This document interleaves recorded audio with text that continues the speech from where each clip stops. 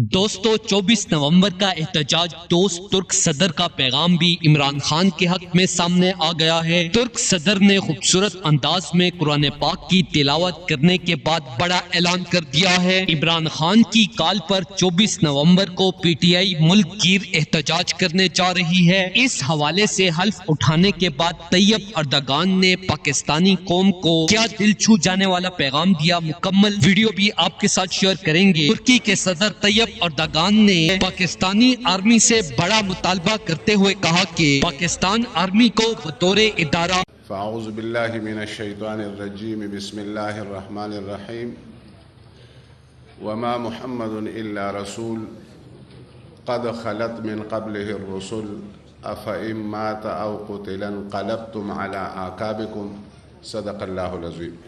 Şüphesiz ki bu zirveyi daha önce belirlediğimiz şekilde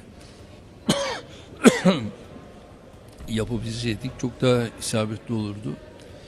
It would be perfect if we could make this summit as we planned before. Fakat Sayın İmran Han'ın önemli bazı gerekçeleri sebebiyle kendisi katılamıyor. Mr.